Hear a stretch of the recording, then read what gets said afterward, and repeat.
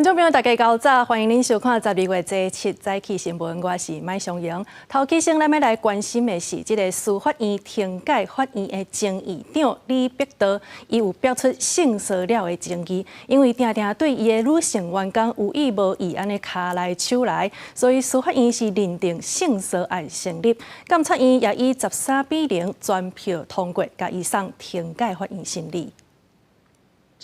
2020年总统蔡英文主持新任政务官宣誓典礼，红线扣起来就是讲入性骚扰争议的司法院停改法院前院长李碧德，今年7月司法院认定性骚扰案成立，监察院全票通过弹劾，专案移送停改法院审理。 监察院指出，李碧德对部下 A 女1个月内有7遍有性意味的言辞甲行为，3月30日伫咧办公室，唔拿趁机会冒受害者，所以卡车片啊，甚至讲正芳，也把敲电话表示爱意，写批骚扰。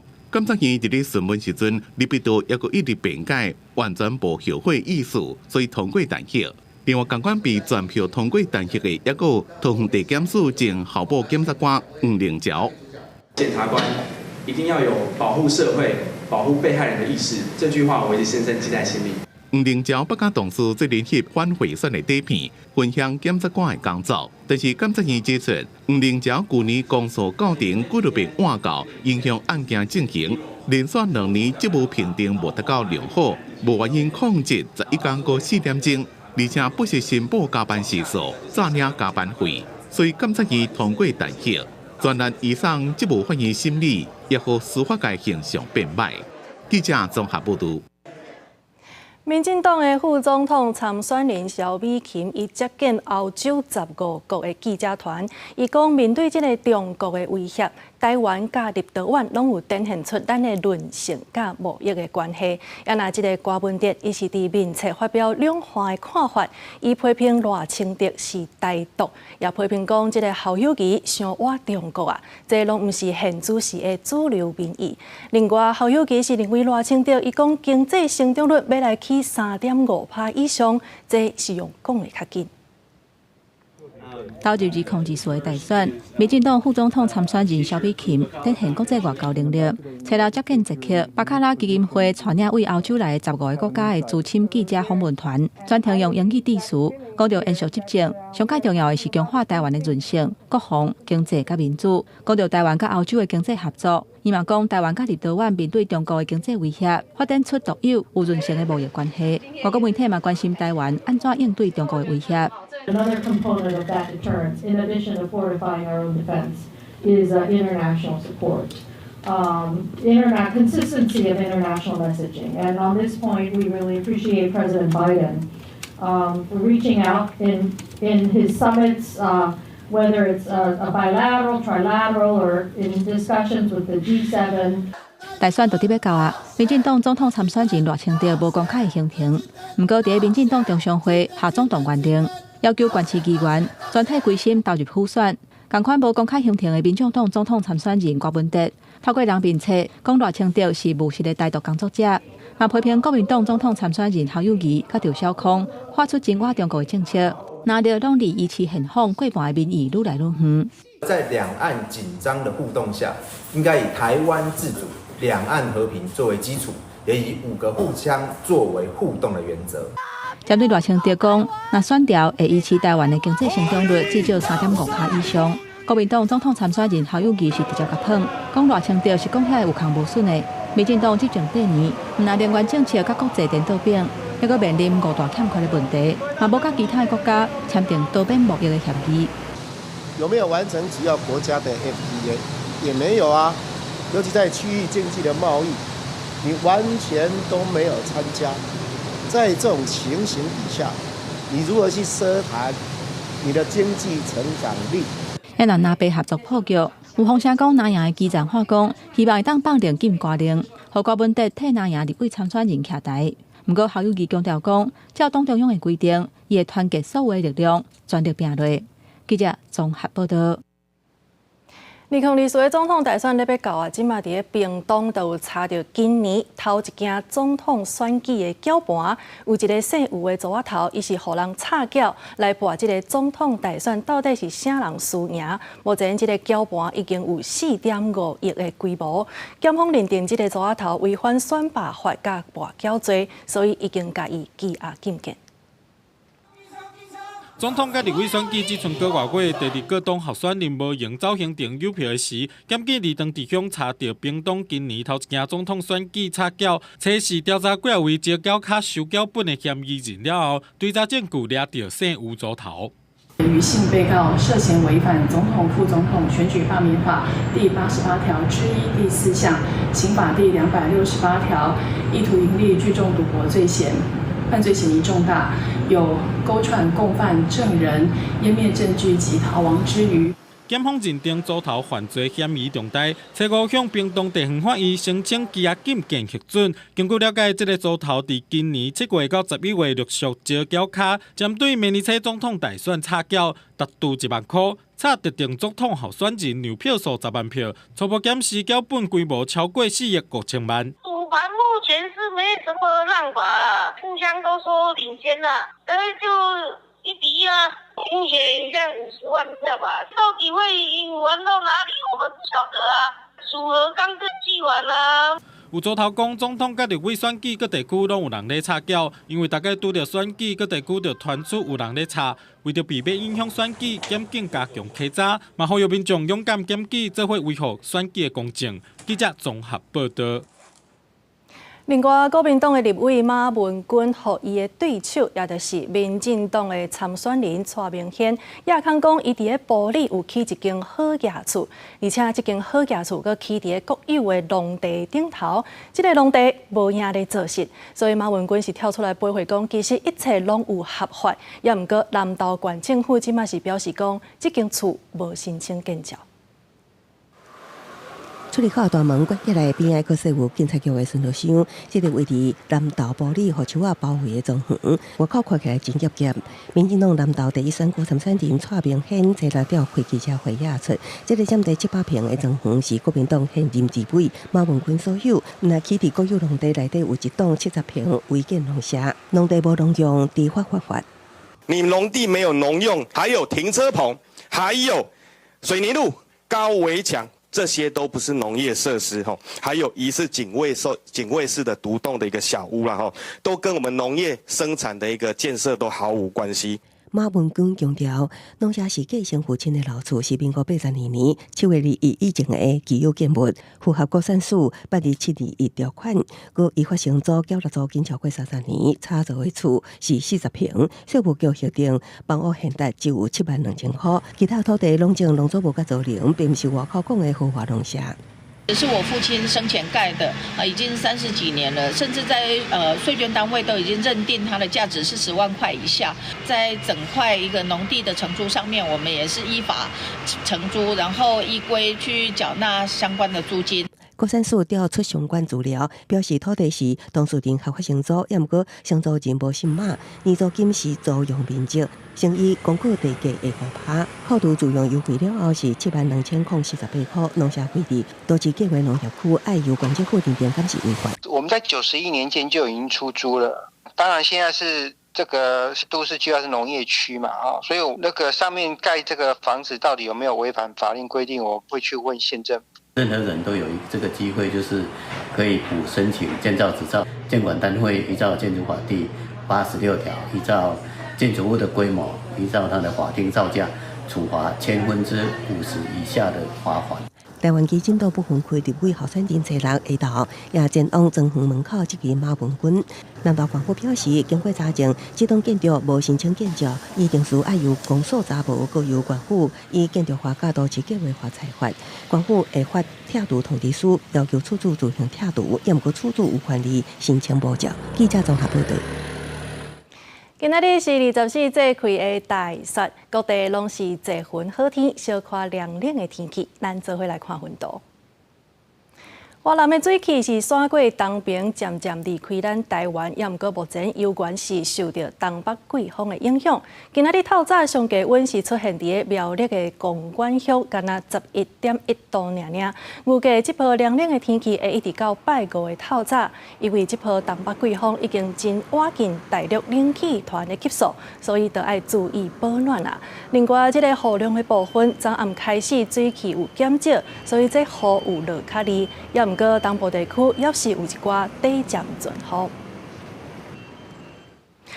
受到这个东北季风甲华南水汽的影响，咱的玉山出现树霜，也那合欢山的武岭昨也有落2尊的冰沙啊。另外，伫个雪霸的这个国家公园，今年已经落今年这个入冬以来的第一场雪。相关单位是提示讲，民众若准备去爬山，就要先评估状况。一个看到冰山落落来，后来看西民众赶紧举手机啊，要甲记录起来。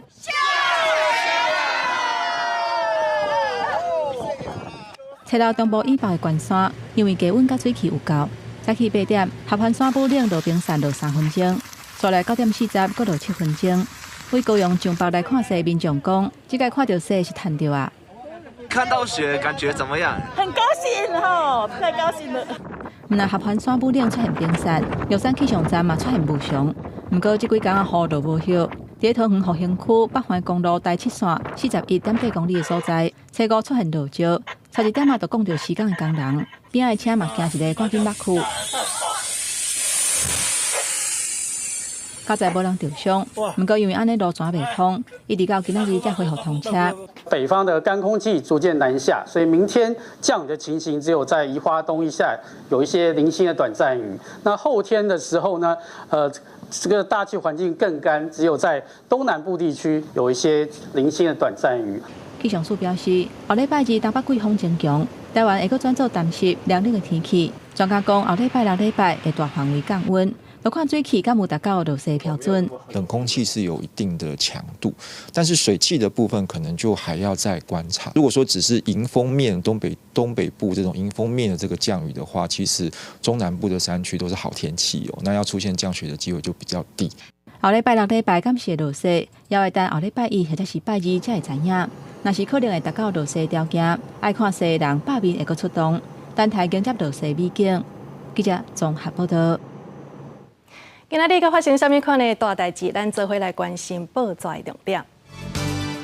自由时报南投县发生食刺龟中毒的案件，造成1个人死亡，8个人身体无爽快。食药署公布结果确认这个刺龟就是月尾兔头豚，这种鱼仔的毒性是真强，腹内甲皮肤甚至是伊的筋肉拢有毒素，所以只要食2片就可能死亡。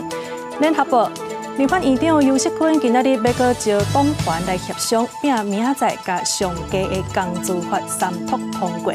这个工资法已经划7档外，虽然讲立法院伫10月18时初审有通过，也毋过上家工资的定义，也搁有审议委员的组成等等，目前拢也未有共识。中国时报。财政部囤房税2.0的地方差别税率是参考基准已经出来啊。以6都来讲，毋是家己大的这个主体，2户以内房屋税是3.2%，比即马的税率搁加0.8%到1.7%左右。若准是7户以上，这个税率上悬有4.8%。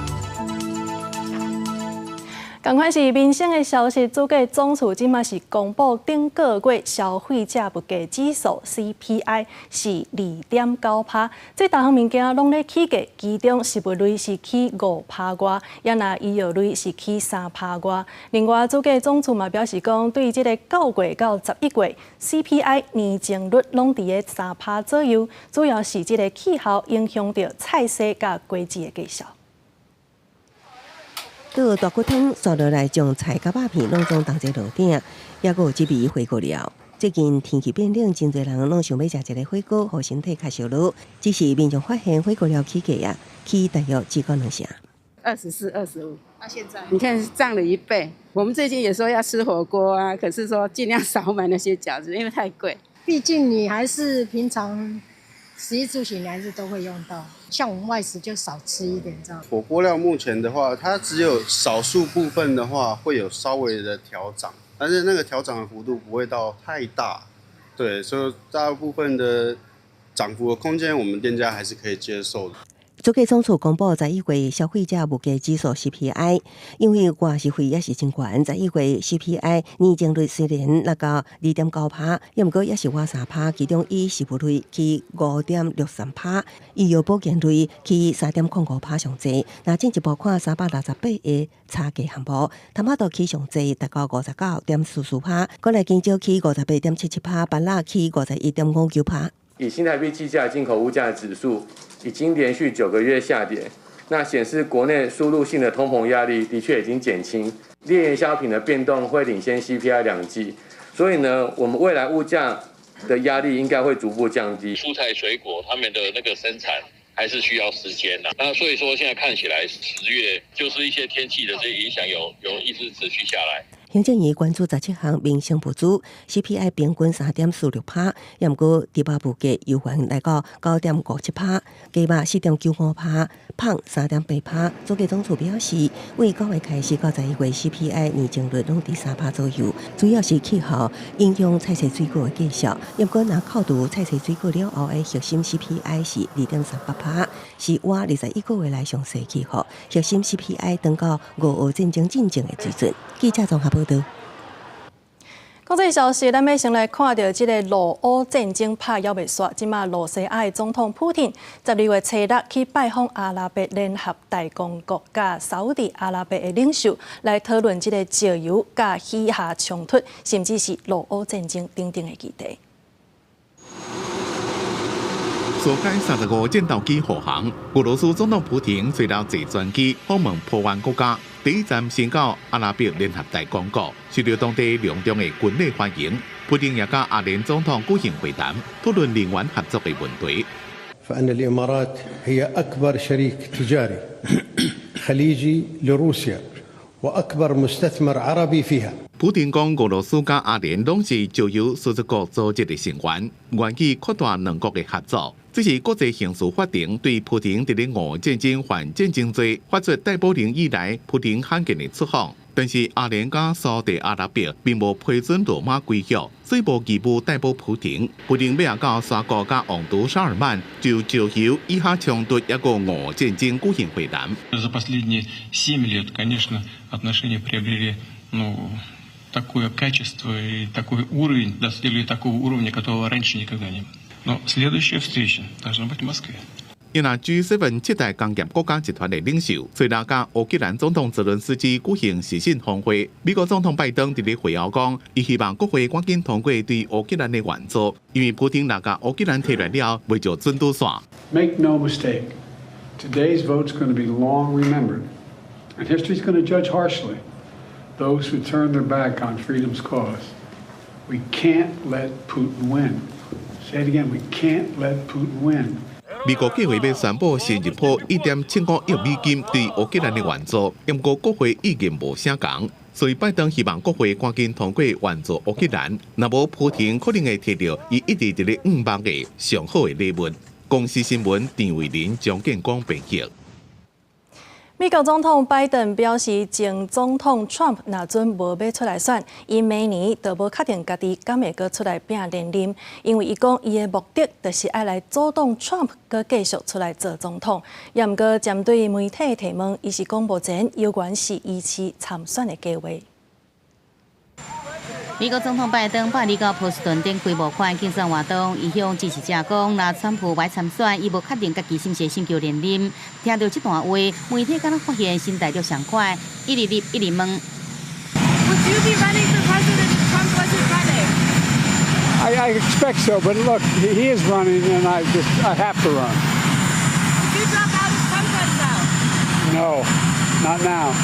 顶个月拄完81岁拜登年龄的问题，常常互提来做文章，正面临党内愈来愈多反对的声音。也伫以色列甲哈马斯开战了后，拜登支持度落到40%，创下上任以来的新低点。连伫少年选民这地拢输互川普。不过拜登自任时党内为会使拍败川普候选人，必须爱竞选连任，阻止川普搁再入主白宫。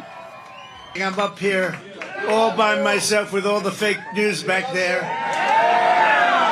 And you know, if you make a little mistake, do you think Biden would get up here without notes? In fact, if he had notes, it doesn't make any difference. 川普伫拜六到共和党党内初选的第一站爱荷华州造势，伊一边讲拜登，一边拍党内对手德桑提斯，讲德桑提斯敢若像严重受伤的鸟仔，声势才一直落。因来对着爱荷华州州长表示支持的德桑提斯，民调输川普一大截，即阵策略是不爱互川普全部拢赢，家己就有希望。爱荷华州初选会伫下个月15顶场，全共和党内参选的人剩5个。拜三举办最后一场初选的辩论，川普依然是不爱参加。公视新闻张惠敏编译。美国众议院的前议长麦卡锡宣布，伫今年底到的时节，伊要以新的方式来继续替美国服务。即马除了麦卡锡以外，纽约州的议员桑提斯也来离开。即个共和党明年伫国会敢会当继续占到多数的优势？即马现主时看起来是真紧张。It is time to pursue my passion in a new arena. While I'll be departing the House at the end of this year, I will never, ever give up fighting for this country that I love so much. 58岁加州资深众议员麦卡锡虽然宣布年底要离开国会，结束伊17年的国会工作，伊伫《华尔街日报》刊文中讲，将会用新的方式为美国服务。Kevin has been a long and trusted friend, and we commend his long service and sacrifices for the House. And we wish him well in the next endeavor.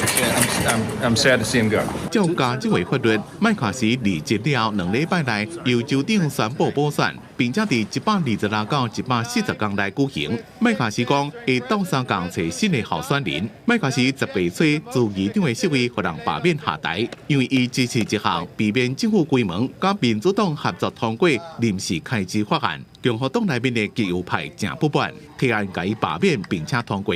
真侪美国众议院234年来第一位被罢免的议长，伊少年时阵是一间卖食店的店长。2007年第一遍进入国会，伫咧众议院党内领导阶层一直爬起来。今年1月，伫咧共党议员的反对下，经过4天15轮，差不多讲会当正武力的投票了，总算当选众议院议长。这位也是美国总统第2顺位的继任者，伊帮助共和党伫2022年掌握众议院多数席位，议长案本来会当正紧就通过。麦卡锡正到竞选募款，也真有政治手段，不过党内极右派正无介意伊。即马离职了后，和共和党即马只敢剩221比213，小可较侪的多数党。明年是毋是有法度继续保持这种优势，正歹讲。尤其国会即马正全力伫咧避免政府在明年1月中的部分无法度运作。公司新闻黄文玲编辑。第28届联合国气候峰会12月初2就要煞果啊，也毋过目前针对渐渐淘汰化石燃料这项议题，大家是进度无啥顺利的，因为目前中国甲沙烏地阿拉伯拢无支持这个方案。另外，美国来推动发展核融合的技术，希望讲这个供应链甲法规会当愈来愈周全，来扩大零碳能源的使用。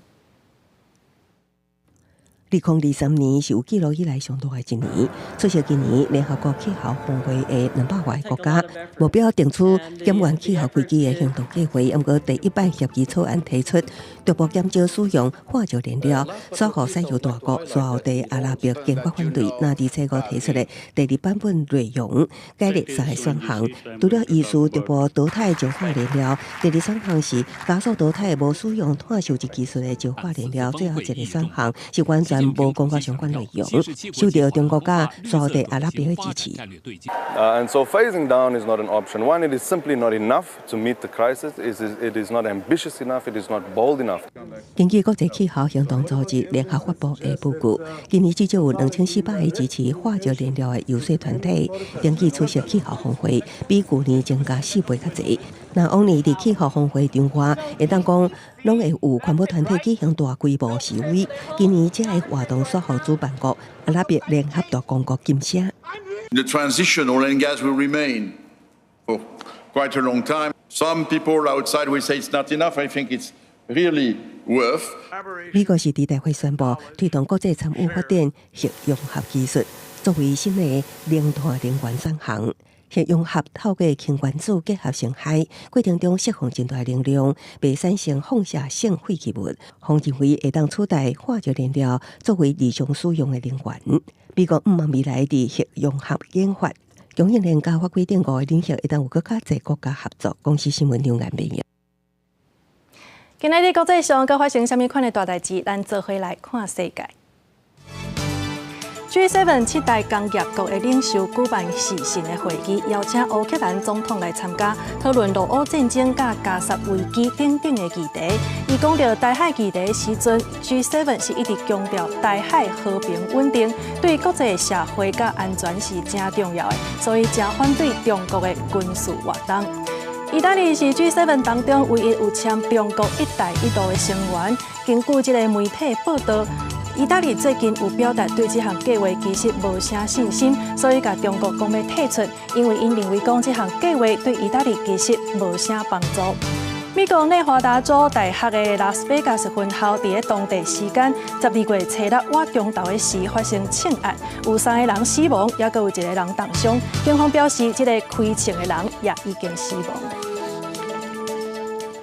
国内消息，咱要来关心的是高雄有一个社团的理事长、甲干部等等有5个人，可能是受到中国各台办的指示，所以招人去中国佚佗，这大甲交通全部拢免钱。伫这个旅游的期间，因阁要求讲，这个人其实一定要来支持特定的候选人。地检署是认为讲，这5个人违反着反渗透法，所以针对其中3个人申请羁押禁见。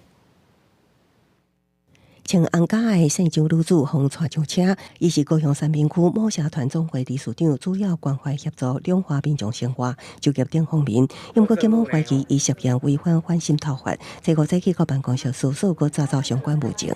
周姓被告等5人，自今年起陆续与中国台办人员及渗透来源联系，并接受指示，于大选前号召有影响力之地方人士附录，并分别于台东及高雄等地区招揽共约60位民众，于11月中组团前往湖南省接受落地招待。检方指出，姓周女子旅游的时一直宣传和平统一等思想，佮要求成员支持特定政党甲候选人，结果团还伊等30个人新闻。佮所属社团总会等地点，厝边看到大批警员上门，拢无啥。有迄种唔捌看过，过来有来找因安尼。检方认定被告5人涉犯反渗透法、总统、副总统选举罢免法、甲公职人员选拔法，向反移申请羁押。这个社团总会姓周理事长、世过世间干部、某政党社团党主席限制规矩，涉任党案150万交保晚2年。社团基层面代接受中国交代，也是资助，方起诉学者认为，中国除了想要影响选举，也有目的。里长能够直接影响台湾的选举结果，这个机会是不大。但是话说回来，就是中方为什么还是愿意花这些钱，也是在建立他们的情报网，让中国的各级的政府对台湾的政治情报有更好的掌握。学者认为，中国多数会以大局为重点含糊的会议，暗示佮规避台湾法令，较歹认定受交代甲选举的直接关系，除非有真明确明定式的要求，才有可能证实相关人士放渗透。记者综合报道。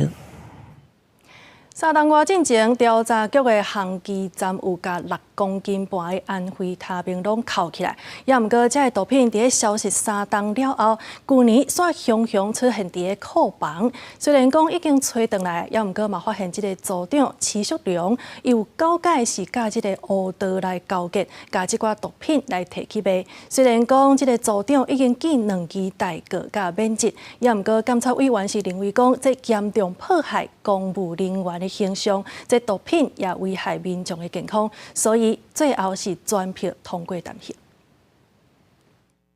8月查起毒品有公路血酒，调查局航机站组长齐淑良为着要趁紧钱行歪路，拿掠刀兼卖刀，交结帮派分子多卖口岸毒品趁上亿。监委认定大大挫败调查局形象，和毒品留伫外口，危害民众健康，全票通过弹劾。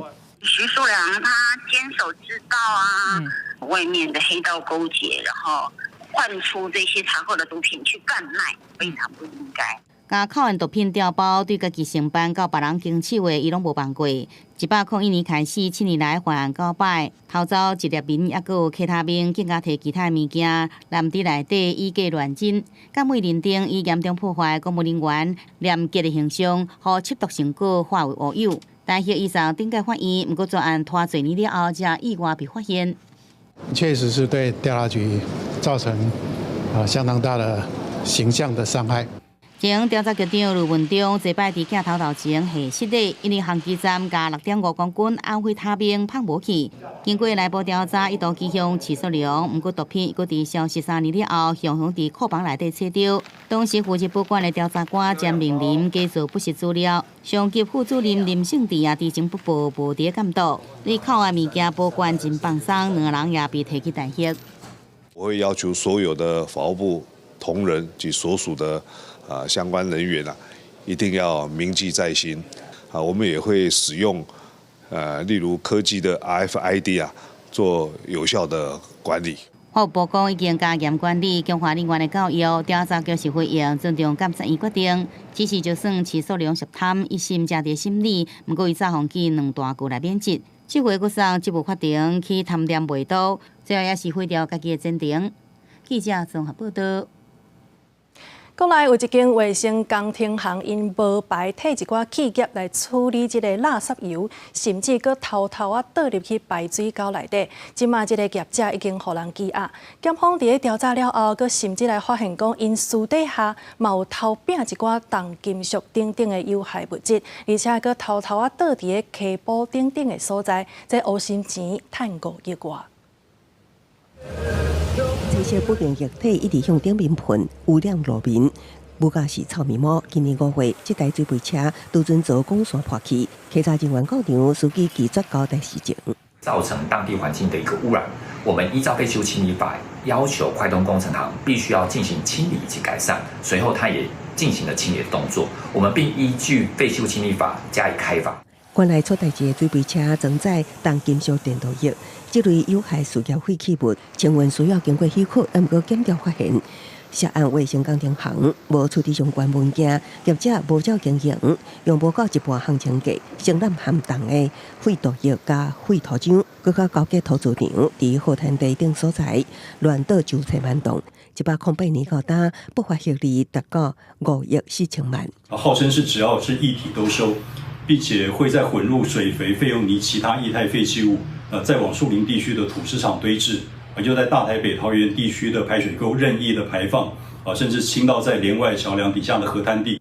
土资场负责人着租顶厂商，大高8人互约谈，最后全部得到交保，要毋过工程行头家毋若乱倒废镀液，佮加讲任何液体拢会当收，顶个月防查出，无得到许可替乌树场等企业处理废油污，偷偷倒入排水沟已经放羁押，名下几台名车拢互扣押。50万交保的乌厂长姓洪副厂长，检方要厘清，伊敢是也知影业者无照佮乱倒。记者综合报道。离岛红头树敢若是因为小犬风台过了后，这个电火条未赴修理，所以伫咧顶个月发生一件老师骑乌多摆，因为视线无好，煞跋落水沟死亡的意外。即马这个乡公所是表示讲，目前还阁有100多支电火条还未修理好势，县府已经拨1000多万要来抢修，预计上紧这个月应该就会当修理完成。进前小犬风台扫过烂树，造成烂树的人家厝甲公共设施是损伤甲真严重。虽然电力已经完全恢复，不过有超过100支路顶损害，即卖阁咧修理。11月初10暗时有一个民众骑乌多摆，那像是迄搭无路顶，看袂清楚，无细致暴落水沟全死亡。这个骑乌多摆的人是当地一个老师。经我们研判，可能是天色昏暗，然后它导致没有注意到周遭的状况。在骑某些路段，可能突然瞬间的强风，很容易就不小心出事情。再加上又没有路灯的话，真的非常的危险。乡公所表示，风灾了后，乡公所要咧修理公共设施，中央最近才核定1亿6千万中建的经费，不过内底无包括路灯。乡公所甲县府争取到预备金1000多万来维修。部分部落的路顶已经修理好势，经费虽然是有够，不过材料要再去到离岛，都要克服船运甲工人的问题，也有困难。现在路灯已经开始在施作了，因为目前因为是台风的一个这样子造成的一个灾损，所以现在是比较困难的。乡公所预估，灾后复原的进度已经有到60%，不过后续大型的工程较困难，按算要到明年4月，重大的工程才能完成。若较有路复原的工课，可能要4年的时间。记者综合报道。嘉义市消防局今年3月开始来改变排假的制度，结果煞标出讲，这消防人员是假休困、真被勤。消防员工作权益促进会甲议员是要求嘉义市的消防局爱甲2000多万的加班费全部还倒转来。也毋过消防局是回应讲，一切拢是依法保障健康权。代退消防局长渎职，积欠基层加班费2000万。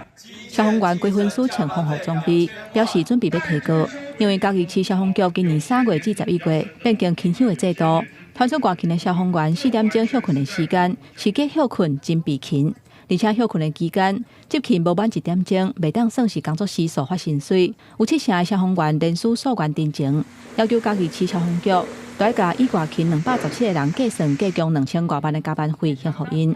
休息时间排定在夜间22时到隔天早上6时，未满1个小时，他就直接无条件的舍去。今天基层有服勤事实，就应该列入工时计算；有加班就应该付加班费。消防员工作权益促进会认为讲，这毋若是违反消防署各级消防机关轮班轮休、人员勤休实施要点的规定，也有可能涉及刑法第129条。不过，嘉义市消防局表示，除了实施已经真侪年做1天休1天的制度，今年还佫增加2.5天的休困日，而且每2个月会检讨勤休的制度。休困时间若有出勤，拢有依法付加班费。3月到11月休息时间4小时是编排在夜间。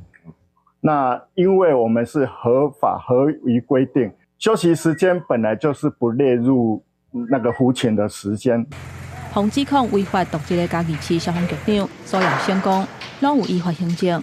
最近有一直甲同仁开会听基层的意见，也甲基层的心声反映给中央，建请消防署赶紧以地方的勤务甲人力的状况，改善勤休的制度甲态度。记者综合报道。针对这个卖黄牛票的人，立法院教育文化委员会是来初审通过《云山条例》第24之1条的这个修正条文，除了会罚这个原票价10倍到50倍以外，上济就要关3档。另外，针对这全面也是部分免费入场的，看票有几张，一张上济罚180块。亚锦赛 B 组预赛7日中昼由泰国对巴基斯坦，拜三下晡无课小学生由老师带队来台北大巨蛋看球赛。大舒服，宽敞。那这个票价是老师出吗？还是我们自己出？老师出手续费。囡仔因家己付200块入场，看甲真欢喜。不过因其实甲大多数入场的民众同款，更加想要看开幕战，因为有台湾队。如果有人用电脑去抢票，你根本抢不赢。然后没事还设那个什么认证码，你光打那4个字的认证码，还没打完，票没了。7次赛甲开幕赛门票一粒都卖完啊！台北市警察局查到至少67人伫网络用真悬的技巧伫卖票，安怎阻止黄牛票？行政院提《云山条例》24条之1修正草案，比照文创法，以票面金额也是定价10倍到50倍罚款来处罚，应处3年以下有期徒刑，或科也是并科新台票300万块以下罚金。不过，立委质疑像 HBL 决赛免费售票要安怎罚的？因为它票面是0乘以10到50还是0。对此，立法院教文会初审通过，除了公开卖票比赛也是活动，也甲免费的比赛甲活动纳入，若查到就按票券张数，处每张票券新台票18000块以下的罚款。总比没有制定规则去，比如说没有规范嘛，至少有一个吓阻的效用。罚太少了。有民众认为加减会使阻止，不过也有人感觉罚伤少啊，不如采取新名制。要求他们提早2个小时到现场，然后去排队验证，然后苦等2个小时，说实在可能会造成更大的反弹。所以这部分目前我们是采取鼓励，但是我们不强制。审查草案时，有1位委员认为讲应该采取新名制，不过最后无列入。体育署讲未来鼓励辅导业者来采取新名制。记者综合报道。劳动部伫去年4月开始来推动移工留在救用方案，只要伫台湾食头路满6档的这个移工，头家就会当甲申请，互移工继续留踮台湾。这个目的就是要甲优秀的技术人才留落来。即马劳动部是伫新竹成立全国第1个移工留在救用服务中心，要来帮助加速行政流程。台湾引进移工到今已经34年。根据劳动部的统计，目前在台湾移工超过75万人，做真侪台湾人较无愿意做的工课，为家庭照护工，替家庭分担照顾的重担，对台湾有真大的贡献。为着让优秀的移工会当久长留踮台湾，劳动部伫去年4月推动移工留在雇用方案，今日正式伫新竹成立服务中心。3、2、1，请揭牌。对印尼寄来台湾的陈建金表示，看到台湾政府重视同乡的移工，推出这项留在计划，感觉真欢喜。其实有一些他们的才华，都很多种，然后之后可以继续在台湾服务，没有到时间到了都要回去了。那像这样可以取得永久居留证，可以继续一直都在台湾工作。Phải nói đây là một cái chương trình mà tạo một cái cơ hội việc làm rất là tốt cho người lao động nước ngoài, trong đó có người lao động Việt Nam. Bởi vì là với sự tham gia ở cái chương trình này thì lao động Việt Nam có thể là có cái cơ hội cư trú và làm việc lâu dài ở Đài Loan, có một cái việc làm có cái trình độ kỹ năng cao hơn, cũng như là có một cái nguồn thu nhập tốt hơn. Và chúng tôi rất là mừng là ngày hôm nay Bộ Lao động Đài Loan. 劳动部表示，到今年10月底已经通过中介技术移工，计共21351个人，其中以印尼人数上济，有11226个人。劳动部长表示，未来希望一年会当留2万人，把好的人才留在台湾。未来我们这个中心所服务的对象就包括我们的雇主，还有我们的移工。那包括协助雇主申请这个中介技术人力转任的中介，我们也会来提供咨询的服务。我们留住这些优质而且有好技术的这些人才，来解决我们产业还有我们家庭这个缺工的问题劳动部表示，服务中心成立了后，希望提供单一的窗仔口，服务雇主把服务移工，未来来参工商团体合作。办理宣导说明会，希望把优秀的中介技术移工、甲社福类的移工留在台湾。记者刘君和新竹报道。来看这个苗栗大湖的草鱼是真有名，即马嘛拄好是草鱼的采收期。也毋过，这个大湖的草鱼最近煞受到病菌的危害，这个产量已经减少3成。苗栗的农改场先针对乌点炭疽病的病症来开发食物病害快筛行动箱，互这个有病菌的草鱼知影，伫咧要未发病的时，就会当筛出来，通减少农民的损失。最近苗栗大湖的草鱼传出讲受到甲斑病、甲胃条病等等的危害，大湖农会指出今年的产量尚无减少3成，尤其即马已经是采收期，农民讲今年的损失真重。什么好菌都跑了，也没什么挡不住。那你种植面积多少？多少面积有种？5分地。那结果呢4%了吧。苗栗农改场指出，草鱼在种植的过程，共一张面顶可能会带无共款的病菌，尤其炭疽病、胃条病等等，拢是这几年造成草鱼产量减少的病害。为着要对源头控制病害，农改场和工研院共同开发食物病害快筛行动箱，目前先针对监测炭疽病来开发。伫咧还未发病之前，就通验出草鱼的知影敢有带病菌，只要2点钟就通知影结果，互农民会当量早预防病害。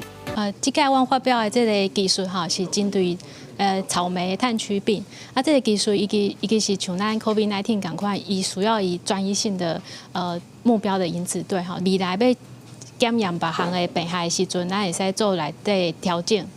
苗栗大湖农会指出，今年草鱼主要是受到胃条病的危害，那草鱼本身的烧胃，连土肉嘛会带菌，但是目前的快筛是针对炭疽病，希望农改场会当赶紧针对胃条病来开发。就是有去快筛过，然后检查的话，当然会比较好，会改善啊，蜘蛛啊，我们希望是它有一些好的资讯、好的方法，能更透明化一点点，能让更多农民来知道啊。苗栗农改场表示，胃条病目前也无真好的药丸会当处理，所以刷来会针对胃条病继续开发快筛，互带病的知影会当伫咧也要大涨的时，就先检出来减少农民的损失。今年嘛，含农试所、药毒所等单位合作，针对病害较严重的产区去辅导改善。记者卢尚如、郑俊佑台北报道。中华的生活美学馆即马当咧举办台湾、韩国新兴障碍的艺术展览，展出10个位台湾甲韩国新障艺术家的作品。这现场有优惠所谓创作，甚至是即个立体的作品等等，希望讲会当透过艺术的创作，互民众了解身心障碍者的处境，来传达生命的多元面貌。有红鸭册、互动装置、各种无同风格的画。这是来自台湾参韩国计共10个位身心障碍艺术家的作品，因希望透过艺术创作表达心内所想，嘛毋望大众对因有更较侪了解。画画也是我另外一种，就是静下心来，可以让我好好想说以后未来要做什么，然后朝什么方向去前进。사람들이 좀 더 조현병에 대해서 좀 더 공감할 수 있고 마음적으로 좀 더 가까워질 수 있도록 만들었습니다. 这是台湾卫农参韩国团体做伙举办身心障碍艺术家的展览活动，目前当伫咧中华生活美学馆展出。来自韩国创作团队的代表郭定仪表示，除了身体障碍，有侪侪精神方面的障碍是较歹发现的。应用古锥的创作，要互大众认捌精神疾病。用短漫画，然后还有一些就是可爱的插画，透过我们的诉说方式，去让精神障碍的一些困境能够被诉说出来。第一，我们就是没有把障碍类别放上去，我们要让他进来展览的时候，看到这个展览说，哦，其实原来是没有差别的。那另外一个展览是我们是透过中文跟韩文一起交流，我们希望可以结合就是台湾跟韩国的更多的朋友一起来看这个展览。长期推广身心障碍艺术创作的李嘉美表示，这几档推动艺术创作的过程，伊发现有愈来愈侪身心障碍者愿意参与，嘛才有这边国际合作的机会。未来会继续推广，让大家看到身心障碍艺术家用创作表现多元生命的面貌。记者杨淑晴中华报道。台南大学的教授参业者合作来研发一台结合 AI 的机器人，即马伫国小开始来使用。这台机器人会参与开讲，会晓讲台语，甚至是英语甲华语也拢总会晓讲。这个教授是讲未来台语课会当加一种教学的一个方法，提升囡仔学母语的意愿。我因暗要请你食暗顿。当然啦，毋过毋是伫咧厝诶。大家要看唔到机器人竟然嘛晓讲台语，实在真吓怕。不论是用台语参机器人开讲，还是参与讲英文甲中文，只要望机器人的头，伊就会详细听你讲，并且连面回答你。这只不假厉害的机器人，初六正式参读的见面。目前敢若伫台南林德国小才看会到，学校甲台语课结合科技，那趣味心色，囡仔嘛更加愿意开嘴讲母语。我英语甲台语，我感觉袂歹。现在都可以上课，都可以用机器人来上课，感觉很棒。叫囡仔起来讲吼，大家歹势啦。啊，即摆对机器人讲话吼，大家就更加有兴趣。机器人内底放入 AI 的元素，伊得参人对话做互动，甚至嘛晓比动作。毋过若讲到深的事，机器人伊回答就会小可各样。台南大学的教授讲，主要因为这台机器的智能目前敢若国考1年尔，伊参人共款拢爱透过练习，就会愈来愈练得。经过实际测试，有7成的正确率。技术就是所谓的 ASR， 可以收音，然后再用 NLP 或者是大语言模型，然后让它可以具有像大脑一样思考，然后最后就是有 TTS 可以让它讲出声音来，那就是最比较我们基础的架构。台南大学遐迄台机器处理了，伊个把声个上登来搞咱仁德国小这机器人，那所以咱透过安尼多次的练习，咱的机器人会愈来愈厉害。台南大学的教授参科技公司出版社并使用科技推测母语，到达总算有成果啊！这种全新的教学方法，让囡仔有不同的体验。未来伊嘛按算推测去各学校，让大家有机会练捌台语的水。记者李新武台南采访报道。以下冲突即马阁开始开战啊！这加沙的状况是愈来愈严重，有一寡真出名的艺人因为传出的这反对以色列挺巴勒斯坦，结果煞互人死头路的消息。昨昏有真侪挺巴勒斯坦的民众去游行抗议，伊讲经纪公司甲制作单位危害言论自由。罢工的争议结束了后，后来又一届出现示威抗议的人阵。一阵挺巴勒斯坦的民众，不办经纪公司甲制作单位，甲公开支持巴勒斯坦的艺人算小，找五去庇护里山庄表达因的心声。Media entities are actually punishing people for speaking out. It's outrageous. Hollywood has a history of this. It was done to people in Hollywood during the McCarthy era, and now they are actively engaging in it themselves. And Hollywood is notorious for censoring any actors, artists for speaking out about the cause. They're canceling some of their best A-list artists and actors. 奥斯卡影后苏珊·莎兰登顶个月几啊届参加挺巴勒斯坦的集会，而且伫社群网站转发挺巴勒斯坦的大文，结果煞去互经纪公司解约。另外，主演《惊声尖叫》第5、第6集，墨西哥的查某演员梅丽莎·巴雷拉，嘛同款因为挺巴勒斯坦，去互制作单位死头路，确定无法度搁转去搬后一集。抗议的人士认为讲，民众应该有表达立场的言论自由。后来，乌嘅审查机制等于是暂停艺人表演的路。不过，即马以巴的冲突还真袂煞，双方个人拢有支持者，类似的争议恐惊会持续伫美国发生。公司新闻张惠敏编译。罗西亚莫斯科落大雪，这一天的雪会当超过35公分。另外，萨哈共和国这5天就降到零下58度，规个城市拢变做一个冷冻库。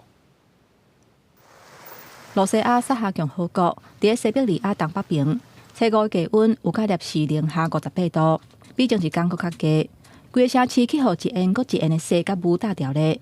街路两边边的积雪是足真高，过路人穿袖仔包甲密密，才讲2句仔话尔，喙手就随结霜。Мне на самом деле по ощущениям не очень холодно, потому что я хорошо подготовился и купил хорошую одежду правильную. Вот. Если бы я не готовился, приехал как обычный турист, там, в чем хожу в Астрахани, допустим, здесь бы я тут же замерз, там буквально за 10 минут, наверное. 来遮体验极度低温的游客。虽然阮趁手机伫超低温的环境之下无法度正常运作，不过也是真欢喜会当体验零下50度的滋味。伫即款的气温之下，饲的鱼贩卖的鱼仔全部拢冻甲电酷酷，袂输是天然的冰毒。这几年受到地球暖化的影响，萨哈较少出现零下50度的低温，冷冻站嘛真罕见出现变氧气的现象。一个到12月天，萨哈阁测到零下50度的气温。初4暗熊降5度，比首府搁较北边的奥伊比亚空，初5测到零下58度。气象预报讲，受到湿度甲透风的影响，室外体感的温度甚至有甲零下63度。公司新闻张淑芬编译。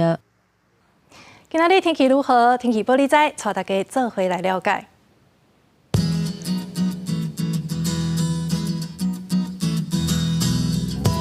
北部地区14到23度。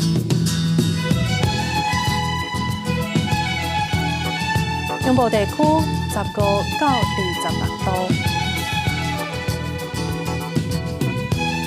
南部地区16到28度，